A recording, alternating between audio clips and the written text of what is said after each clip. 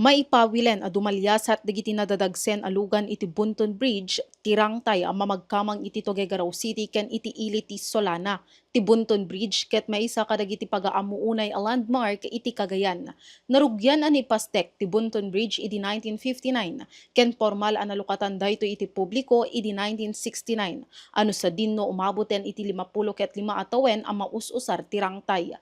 Kinuna ni Information Officer Maricel Acejo ti DPWH Region 2 saan na mabalin a dumalan dagiti lugan nga agdagsen iti 15 ket 5 tonelada ken nasursurok pay.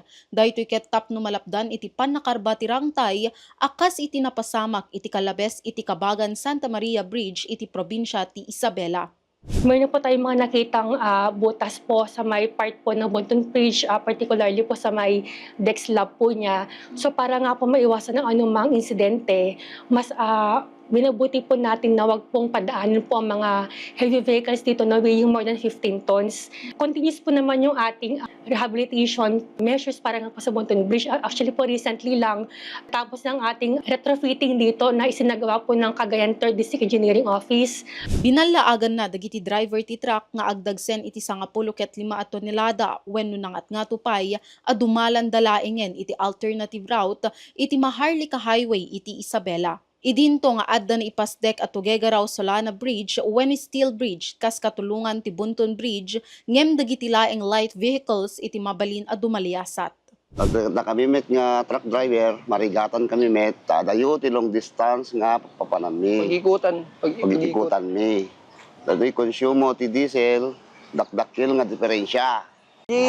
Met bilki dita nakita da nga na aksyonan da nga sigod at bridge tayo. Kasi no baka late da nga gibaga kanya mi baka kanahin ko yung magnat tadi baka bumigay imit lang. Sabi lang ti met nga naramid ti ko. Imunan iti daytoy addan dagiti signages a nakaipatak deres sakbay iti rangtay ken nagkiddaw metten ti ahensya ti tulong iti lokal a gobyerno ti Tuguegarao ken Solana tapnon masigurado nga awan iti panaglabsing iti nairwar nga ordinansa. Yes po sa publiko and of course sa ating mga truckers and traders po, kami po sa DPWH ay nakikiusap po na wag po nating ipilit po na dumaan sa Bunton Bridge. Kami po ay nakikiusap po na sumunod po tayo dito para po sa ating pong sarili pang kaligtasan. And of course, makakaasa po naman kayo na kami po sa DPWH. I will continue po with our commitment to provide safe, quality, and environment-friendly infrastructure facilities. Nika Jane Ganoy, Balitang Solid North.